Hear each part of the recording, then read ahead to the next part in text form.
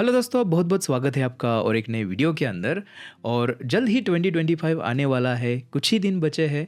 और आपने बहुत सारे गोल्स जो है वो ऑलरेडी सेट किए होंगे, बहुत सारे रेजोल्यूशंस लिए होंगे। एंड आई एम श्योर कि इसमें से बहुत सारे आपके लर्निंग गोल्स भी होंगे। तो आज के इस वीडियो के अंदर मैं आपके साथ ऐसे 5 टिप्स शेयर करने वाला हूँ जिससे आपको लर्निंग का एक नया पर्सपेक्टिव मिले और इन टिप्स का यूज करके आप आपके जो गोल्स हैं उसको बहुत ही फास्ट और इफेक्टिव तरीके से अचीव कर पाए। तो बिल्कुल टाइम वेस्ट नहीं करते हैं, लेट्स गेट स्टार्टेड। ओके, सो अभी मैं आपसे एक सवाल पूछूंगा और इसका जवाब जो है ये बिल्कुल ऑनेस्ट तरीके से दीजिए, ठीक है? सो अगर आप एक फ्रंट एंड डेवलपर हो तो मुझे ये बताइए कि आप HTML को कितने अच्छे तरीके से जानते हो। क्या आप HTML के अंदर एक प्रॉपर वैलिड स्ट्रक्चर बना सकते हो?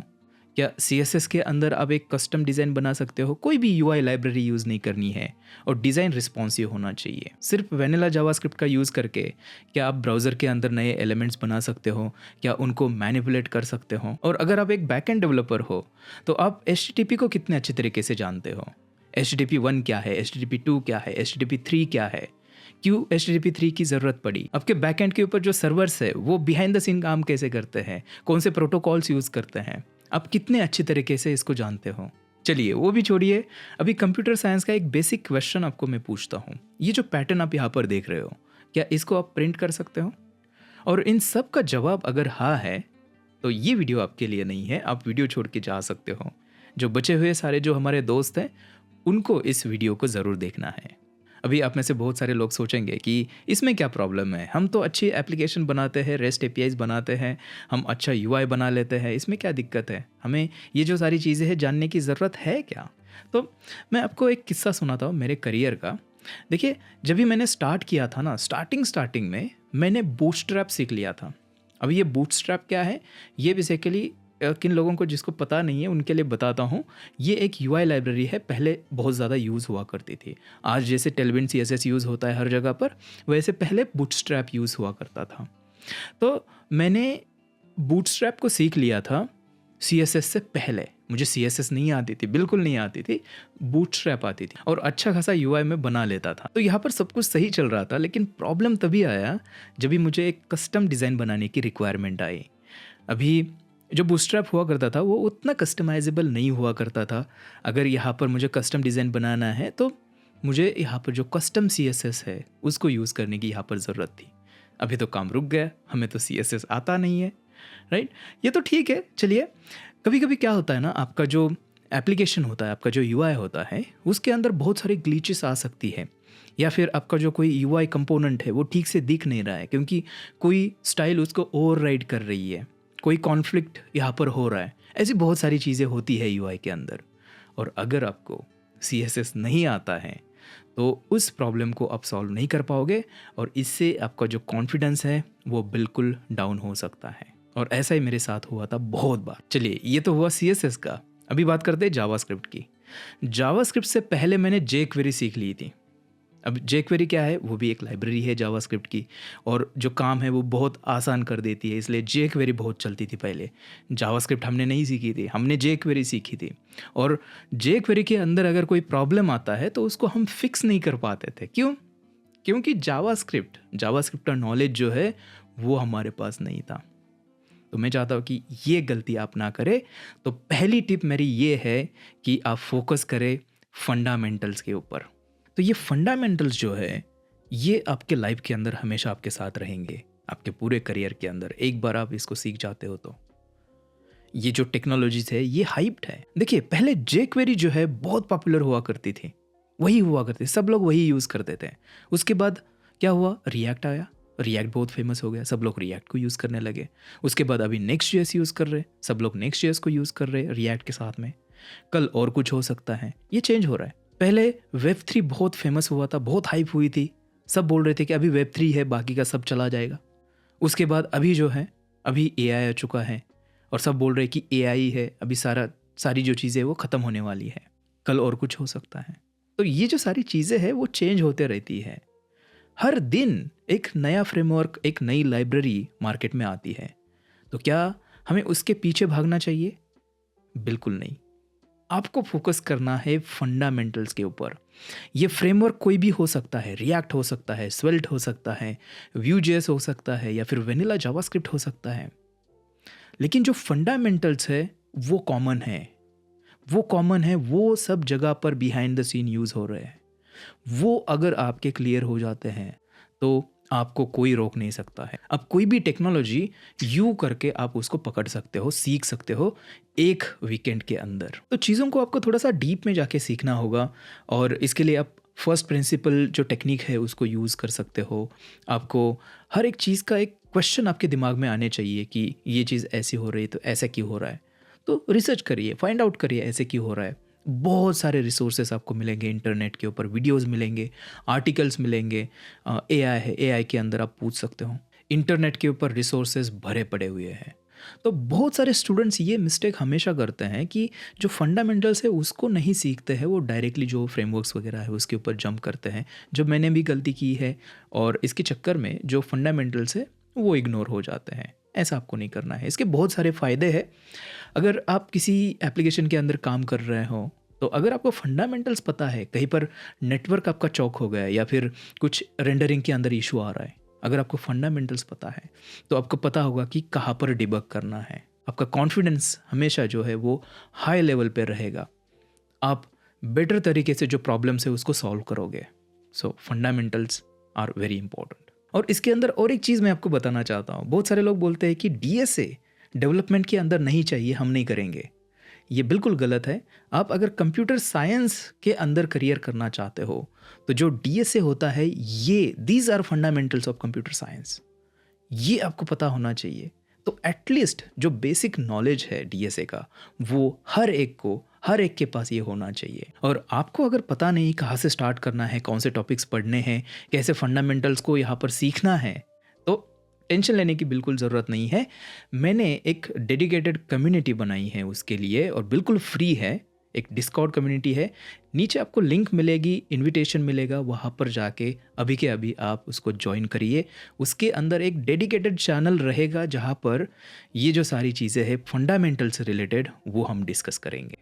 ओके, सो फंडामेंटल तो बहुत बढ़िया है, बहुत मोटिवेशनल था, बट इसको करना ये डिफ़िकल्ट है, क्योंकि इसको करने के लिए चाहिए होती है हमें consistency, and consistency is very hard. कुछ ऐसी सिस्टम्स है जो सच में मुझे हेल्प हुई है, और अपनी जो कंसिस्टेंसी है कुछ चीज़ों में मैं बिल्कुल ला पाया हूँ। और ये हो पाया एक चीज़ की वजह से, जो कि हमारी नेक्स्ट टिप है, डेडलाइन। तो इसके अंदर क्या होता है, अगर कोई भी काम आप करते हो और उस काम की अगर एक वेल डिफाइंड डेडलाइन होती है, तो उसका सक्सेस होने के चांसेस जो है वो बहुत ज़्यादा होते हैं कंपेयर टू जहाँ पे आपके पास कोई डेडलाइन नहीं होती है। तो आपको क्या करना है, जो भी काम आप कर रहे हो ना, उसके ऊपर आपको एक डेडलाइन डालनी है। चाहे वो काम बहुत ही ईजी हो, लेकिन डेडलाइन डालने की जो आदत है वो आपको डाल लेनी है। तो एक एग्जांपल लेते हैं। फॉर एग्जांपल, मुझे फंडामेंटल सीखने हैं सर्वर्स के, कि सर्वर्स कैसे काम करते हैं। तो इसके अंदर मल्टीपल टॉपिक्स हो सकते हैं इसके फंडामेंटल सीखने के लिए, जैसे कि आपको नेटवर्किंग का थोड़ा सा नॉलेज होना चाहिए, प्रोटोकॉल्स का थोड़ा सा नॉलेज होना चाहिए। तो कुछ इसके अंदर टॉपिक्स हैं। तो ये जो टॉपिक्स है उसके लिए आपके पास क्या होना चाहिए, सबसे पहले तो आपका क्लियर गोल होना चाहिए। एक गोल है कि मुझे अभी सर्वर्स के जो फंडामेंटल्स है वो सीखने हैं, ये आपका क्लियर गोल हुआ, और उसके लिए आपको कुछ टाइम लगने वाला है। सो आप क्या करोगे, आप एक टाइम डिफाइन करोगे कि इस महीने के 25 तारीख तक मुझे क्या करना है, कि ये जो सारे टॉपिक्स है उसको कवर करना है, और इसको प्रॉपरली आपको डे बाय डे स्केड्यूल में क्या करना है, डिवाइड करना है। तो मैं नॉर्मली क्या करता हूँ, मेरा जो एक महीने का आगे का जो काम होता है उसको एक महीने पहले ही प्लान करता हूँ, डे बाय डे। हर दिन मुझे पता होता है कि आज मुझे क्या क्या करना है, कल मुझे क्या क्या करना है, क्योंकि ये प्लान जो है एक महीने पहले से ऑलरेडी एडवांस में किया होता है। तो यहाँ पर ज़्यादा सोचने में यहाँ पर टाइम नहीं जाता है, और आपके पास डेडलाइन है क्योंकि आपको पता है कि इस टाइम पर ये ख़त्म होना चाहिए, तो आप उस चीज़ को कर लेते हो। और यहाँ पर और एक चीज़ है, देखिए, अगर उस दिन का काम अगर आप कंप्लीट करते हो तो वो जो फीलिंग होती है ना, वो एक अलग ही लेवल की होती है, जो विनिंग वाला इफ़ेक्ट होता है। इसके ऊपर एक बुक भी है बाय द वे, उसको आप पढ़ सकते हो। सो ये जो विनर्स वाला जो इफ़ेक्ट होता है ना, ये काफ़ी ज़रूरी होता है आपके मोटिवेशन के लिए। और ऐसे करके धीरे धीरे आप जो डेली का काम है उसको कंप्लीट करते करते इवेंचुअली आपका जो गोल है वो आप उसको कंप्लीट करते हो, आपको पता भी नहीं चलेगा, right? So deadline is very important. किसी भी काम के अंदर आपकी डेडलाइन होनी चाहिए। और इसी के साथ में जो डेडलाइन टेक्निक है उसका एक फ़ायदा ये है कि आपके लाइफ के अंदर आप बहुत ही ज़्यादा डिसिप्लिन बन जाते हो। तो इस टेक्निक को अप्लाई करने के लिए आपको इसकी प्रॉपर एडवांस में प्लानिंग करनी होगी, पूरा टाइम टेबल आपको बनाना होगा। और इसके लिए आप पेन पेपर यूज़ कर सकते हो, पेपर के ऊपर लिख सकते हो, या फिर कोई भी आपके चॉइस का नोट टेकिंग एप्लीकेशन। मैं अपने लिए एप्पल नोट्स यूज़ करता हूँ, ऐसे आप कोई भी नोट टेकिंग एप्लीकेशन इसके लिए यूज़ करते हो। आपको बस एक टेबल बनानी है और कुछ नहीं है, और उसके अंदर जो आपका डे बाय डे वाइज वाला जो प्लान है वो पूरा उसके अंदर आपको लिखना है। बस यही आपको इसके अंदर करना है। तो आज के मॉडर्न ज़माने के अंदर हम बहुत ज़्यादा कंटेंट कंज्यूम करते हैं, यूट्यूब शॉर्ट्स, रील्स, टिकटॉक, बहुत ज़्यादा चीज़ें जो है, डेटा कंजम्पशन बहुत ज़्यादा है हमारा। अगर आप इंटरनेट के ऊपर सर्च करोगे तो आपको मिलेगा कुछ 74-75 GB डेटा जो है वो आप एवरीडे आपका ब्रेन जो है वो प्रोसेस कर रहा है। वो नंबर से उतने एक्यूरेट नहीं है, बट आपको अंदाज़ा लग जाएगा कि कितना सारा डेटा हम कंज्यूम कर लेते हैं और प्रोसेस करते हैं एवरीडे। तो सबसे पहली चीज़, अगर आपको किसी चीज़ के ऊपर फोकस करना है, आपको फंडामेंटल सीखने हैं, आपको डीप जाना है, तो आपको सबसे पहली चीज़ जो करनी है वो है स्लो डाउन। आपका जो कंजम्पशन है, कंटेंट कंजम्पशन, उसको स्लो करना पड़ेगा। आपने बहुत बार नोटिस किया होगा कि आप बहुत सारी चीज़ें पढ़ लेते हो, बहुत सारी चीज़ें देख लेते हो, लेकिन याद कुछ रहता नहीं है। क्या ये आपके साथ प्रॉब्लम है? नहीं, ये कॉमन प्रॉब्लम है। वैसे ही हमारा जो ह्यूमन ब्रेन है वो काम करता है। आप सारी चीज़ें याद नहीं रख सकते हो। जो ह्यूमन ब्रेन है वो होना चाहिए फॉर आइडिया जनरेशन, ना कि आपका जो कंटेंट है उसको स्टोर करने के लिए। और मेरा मानना ये है कि अगर आपको इफ़ेक्टिव तरीके से लर्निंग करनी है तो जो भी इंफॉर्मेशन आप कंज्यूम कर रहे हो उसको आपको ज़रूर स्टोर करना चाहिए, लेकिन यहाँ पर नहीं, ब्रेन के अंदर नहीं। कहाँ पर? वही हमारी नेक्स्ट स्टेप है, रजिस्टर योर नॉलेज। जी हाँ, नोट टेकिंग। आप में से बहुत सारे लोग इसको बहुत ही अंडर एस्टिमेट करते हैं, लेकिन नोट टेकिंग जो है ये एक बहुत ही इम्पोर्टेंट पार्ट है आपके लर्निंग के अंदर। जो भी डेटा कंज्यूम हो रहा है उसको आपको स्टोर करना चाहिए, बट इसका भी तरीका है, इसको भी करने के इफ़ेक्टिव तरीके हैं जो आपको यूज़ करने चाहिए। सो इफ़ेक्टिव नोट टेकिंग के बहुत सारे फ़ायदे हैं, क्योंकि अगर आप डेटा कंज्यूम कर रहे हो, आपने ये डेटा जिस टाइम पर देखा है, उस डेटा को जब भी आप लर्निंग कर रहे हो, तो उस चीज़ को, उस मोमेंट को अगर आप उसको रजिस्टर करते हो, लिख के रखते हो, तो बाद में आप क्या कर सकते हो, उसको अगर रिवाइज़ करना है तो आप उसको सर्च कर सकते हो और देख सकते हो। लेकिन इसके अंदर एक कैच है। देखिए, बहुत बार आप में से बहुत सारे लोगों ने नोटिस किया होगा कि हम जो नोट लेते हैं ना, उसका नोट लेने का तरीका गलत है। हम क्या करते हैं कि जो भी यहाँ पे लिखा हुआ है, कभी कभी हम कॉपी पेस्ट मार देते हैं। जो भी कंटेंट हम कंज्यूम कर रहे हैं उसको कॉपी पेस्ट मारते हैं, लेकिन ये तरीका बिल्कुल यूज़फुल नहीं है। आपको ऐसे कॉपी पेस्ट नहीं मारना है, क्योंकि वो डेटा कुछ फ़ायदे का नहीं होगा। सो इफ़ेक्टिव नोट टेकिंग के बहुत सारे अलग अलग तरीके हैं, और उसमें से एक तरीका मैं आपके साथ आज शेयर करने वाला हूँ। आपको क्या करना है, जो भी आप लर्निंग कर रहे हो, फॉर एग्जाम्पल एक वीडियो देख रहे हो, और वीडियो देखने के टाइम आपको कुछ नोट नहीं लेनी है। आपको पहले पूरा फोकस करके वीडियो देखनी है, और वीडियो देखने के बाद आपको जो भी समझा है, जो भी आपकी थॉट प्रोसेस है, उसको आपको आपकी लैंग्वेज के अंदर, उस नोट के अंदर लिखना है। ये बहुत यूज़फुल होगा। क्यों? क्योंकि फ्यूचर में जाके जब भी आप उस नोट को फिर से पढ़ोगे, तभी आपका ब्रेन उसको डायरेक्टली कनेक्ट कर पाएगा, क्योंकि ये आपकी थॉट प्रोसेस है। ठीक है, इस चीज़ को ट्राई करिए। अभी नोट टेकिंग के लिए आप अलग अलग नोट टेकिंग एप्लीकेशंस यूज़ कर सकते हो, पेन या फिर कॉपी यूज़ कर सकते हो। लेकिन मैं जो पर्सनली अपने नोट्स लेता हूँ वो मैं लेता हूँ ऑब्सिडियन के ऊपर। ऑब्सिडियन बेसिकली क्या है, एक नोट टेकिंग एप्लीकेशन है, बिल्कुल फ्री है, और उसके अंदर मार्क डाउन जो है उस फॉर्मेट में आप आपके जो नोट्स हैं वो ले सकते हो, राइट। अब ये मैं क्यों यूज़ कर रहा हूँ, इसके ऊपर एक अलग से बड़ी वीडियो बन सकती है, क्योंकि वो बहुत ही पावरफुल टूल है और उसके अंदर बहुत सारे सिस्टम्स और टेक्निक्स हम यूज़ कर सकते हैं इफ़ेक्टिव तरीके से नोट्स लेने के लिए। लेकिन अभी अगर मैं आपको थोड़ा सा सिंपल करके बताऊं तो इसके अंदर क्या होता है ना कि आपके जो नोट्स होते हैं उसको आप लिंक कर सकते हो टैग्स की मदद से, या फिर इंटरनल जो लिंक्स होती हैं उसकी मदद से आप लिंक कर सकते हो।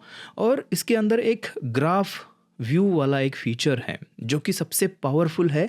और ये यहाँ पे जो आप देख रहे हो ना, ये मेरा ग्राफ व्यू है जो मेरी नोट टेकिंग एप्लीकेशन है उसके एक पार्ट का ये ग्राफ व्यू है। तो ये बेसिकली हमारा डिजिटल गार्डन है और सेकंड ब्रेन भी है, क्योंकि जो भी मैं लर्निंग करता हूँ वो सारी चीज़ें मैं इसके अंदर डालता हूँ, जो नोट्स लेता हूँ वो इसके अंदर जाती है। और फ्यूचर में जब भी मैं ये ग्राफ देखता हूँ तो इस सिंगल ग्राफ को देख के मुझे पूरी आइडिया आ जाती है कि कहाँ पर मेरे नॉलेज गैप्स हैं, कहाँ पर मेरी एक्सपर्टीज़ है। और यहाँ पर हर एक चीज़, जो सारे नोट्स हैं मेरे, वो लिंक्ड है, जो सारे टॉपिक्स है वो लिंक्ड है। तो वो एग्जैक्टली रेप्लिकेट करता है कि हमारे ब्रेन के अंदर जो चीज़ें हैं वो कैसे कनेक्टेड है एक दूसरे से, राइट। सो ये बहुत पावरफुल है और इसके ऊपर एक बहुत ही बढ़िया वीडियो बन सकता है। मुझे कमेंट करके ज़रूर बताइए अगर आप चाहते हो कि मेरे नोट टेकिंग के ऊपर आपको वीडियो चाहिए तो। और जब भी आप digital note taking application use करते हो तो एक फ़ायदा ये होता है कि फ्यूचर में अगर आपको कुछ देखना है, कुछ आपको याद करना है, क्योंकि ये आपका सेकंड ब्रेन है बेसिकली, इसके अंदर अगर आपको कुछ देखना है तो आप क्या कर सकते हो, सर्च कर सकते हो। तो कभी ना कभी जो चीज़ आपने सीखी है उसकी नोट आपको मिल जाएगी और वो उसी थॉट प्रोसेस के अंदर लिखी हुई है आपके लैंग्वेज के अंदर। तो आपका ब्रेन उस टाइम पे उसको कनेक्ट कर देगा और आप उसको समझ जाओगे। उस तरह से आप इसको इफ़ेक्टिव तरीके से रिवाइज करोगे। चलिए, अभी आपने फंडामेंटल्स देखे, आपने डेडलाइन देखी, आपने नोट टेकिंग देखी। अभी और एक ऐसी चीज़ है जिससे आपकी जो लर्निंग है वो बहुत ही ज़्यादा इफ़ेक्टिव और परमानेंट हो सकती है, और वो हमारी है नेक्स्ट टिप, जो कि है शेयर योर नॉलेज।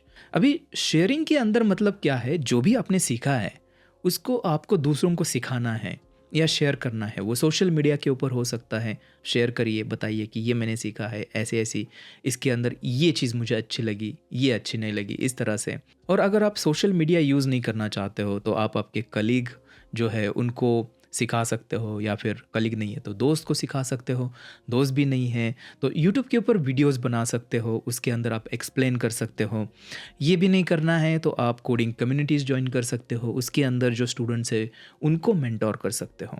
कुछ भी करिए, बस गोल ये है कि जो भी आपने लर्निंग की है उसको आपको बाहर निकालना है, अंदर ही बंद करके नहीं रखना है, उसको बाहर निकालना है, इसको आपको शेयर करना है।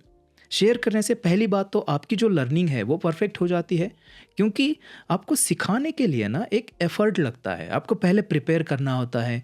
और जब भी आप दूसरों को सिखाते हो तो वो चीज़ें आपकी भी रिवाइज़ हो जाती है। अभी आप सोच रहे होंगे कि मैं तो बहुत ही ज़्यादा बिगिनर हूँ, तो मैं कैसे किसी को मेंटर करूँ, मैं कैसे किसी को कुछ सिखाऊँ। बिल्कुल सिखा सकते हो, क्योंकि जो स्टूडेंट्स होते हैं ना वो अलग अलग लेवल्स के अंदर होते हैं। अगर आप इस लेवल पे हैं तो आपको आपके लेवल के नीचे जो स्टूडेंट्स हैं ना वो बहुत सारे स्टूडेंट्स मिलेंगे ही मिलेंगे, राइट। तो आप क्या कर सकते हो, अगर आप इस लेवल पे हो तो आप इस लेवल के नीचे जितने भी स्टूडेंट्स हैं उनको ज़रूर सिखा सकते हो। और इसके अंदर एक चीज़ याद रखिए, ये सारी चीज़ें करने के लिए आप आपका टाइम वेस्ट नहीं कर रहे हो, आप आपका टाइम इन्वेस्ट कर रहे हो शेपिंग योरसेल्फ। और ये सब करने से आप एक स्किल को अनलॉक करते हो ऑटोमेटिकली, जो हमारी नेक्स्ट टिप है, कम्युनिकेशन स्किल्स। यस, जब भी आप दूसरों को सिखाते हो तो आपके जो कम्युनिकेशन स्किल्स है वो इम्प्रूव हो रहे होते हैं। ये काफ़ी इंपॉर्टेंट है और बहुत सारे लोग इसको बहुत ही लाइट में लेते हैं। जब भी आप दूसरों को सिखाते हो तो आपके जो कम्युनिकेशन स्किल्स है वो इम्प्रूव हो रहे होते हैं। और इंडस्ट्री के अंदर ट्रस्ट मी कि टेक्निकल स्किल्स के साथ में जो आपके कम्युनिकेशन स्किल्स हैं वो उतने ही ज़्यादा इम्पोर्टेंट हैं। लेकिन अगर आपके कम्युनिकेशन स्किल्स अच्छे होंगे तो आप आपके करियर के अंदर बहुत ही प्रोग्रेस कर पाते हो बहुत कम टाइम के अंदर। सो कम्युनिकेशन स्किल्स सब जगह पर आते हैं, आपके स्टार्टिंग से लेके, मतलब आपने अभी तक कंपनी के अंदर अप्लाई भी नहीं किया है, वहीं से कम्युनिकेशंस आप कैसे अप्लाई कर रहे हो वो भी एक कम्युनिकेशन का ही पार्ट है। कैसे आप ईमेल लिख रहे हो वो भी एक कम्युनिकेशन का पार्ट है। इंटरव्यू के अंदर कैसे आप प्रेजेंट कर पा रहे हो खुद को वो भी एक कम्युनिकेशन का पार्ट है। और कम्युनिकेशन मतलब इंग्लिश नहीं है, इंग्लिश ज़रूरी है क्योंकि आईटी के अंदर ज़्यादा करके जो इंटरव्यूज़ होते हैं वो इंग्लिश लैंग्वेज में ही होते हैं। तो इंग्लिश में फ्लुएंट होना बहुत ही अच्छी बात है, लेकिन कम्युनिकेशन मतलब सिर्फ इंग्लिश नहीं है। इसके अलावा बहुत सारे स्किल्स है कि आप किस तरह से आपकी चीज़ें जो है वो सामने वाले को बता पाते हो, कैसे आप जो कॉम्प्लेक्स टॉपिक्स है उसको आपके कलीग्स को एक्सप्लेन कर पाते हो, किस तरह से आप आपके मैनेजर्स के साथ में कम्युनिकेट करते हो। तो कम्युनिकेशन स्किल्स को इम्प्रूव करने के लिए क्या कर सकते हैं? देखिए, सबसे पहली बात तो ये है, अगर आपको किसी लैंग्वेज के अंदर कम्युनिकेट करना है तो पहली चीज़ ये होती है कि वो जो लैंग्वेज है वो उसके अंदर आप कंफर्टेबल होने चाहिए। ये पहली स्टेप है। तो अगर हम यहाँ पर आईटी इंडस्ट्री की बात करें तो नॉर्मली इंग्लिश में हम बात करते हैं इसके अंदर। तो इंग्लिश लैंग्वेज जो है वो उसके अंदर आप थोड़े से कंफर्टेबल होने चाहिए, और इसके लिए बहुत सारी चीज़ें आप कर सकते हो। इसके लिए आप बुक्स पढ़ सकते हो, लेकिन एक कंडीशन यहाँ पर ये है कि आपको बुक्स जो है वो ज़ोर से पढ़ने हैं, ठीक है, लाउडली पढ़ना है, ये इम्पोर्टेंट है। अगर माइंड के अंदर पढ़ोगे तो आपको जो स्पीकिंग है इंग्लिश की उसके अंदर प्रॉब्लम आ सकती है। लाउडली पढ़ना है। उसके बाद आपको बहुत सारी इंग्लिश सुननी है, तो आप पॉडकास्ट वगैरह इंग्लिश पॉडकास्ट सुन सकते हो। और इसी के साथ में आप और एक चीज़ कर सकते हो कि आपका जो सराउंडिंग है उसके अंदर अगर इंग्लिश स्पीकिंग लोग अगर रहेंगे तो वो एक अच्छी बात है, आपकी प्रैक्टिस उसके अंदर हो जाएगी। तो इंग्लिश एक लैंग्वेज है और अनफॉर्चुनेटली हमारे आईटी इंडस्ट्री के अंदर उसकी ज़रूरत होती है, तो हमें थोड़ा सा काम उसके ऊपर करना पड़ेगा। और ये एक लैंग्वेज है तो इसको सीखना मतलब इम्पॉसिबल नहीं है, आप सीख सकते हो।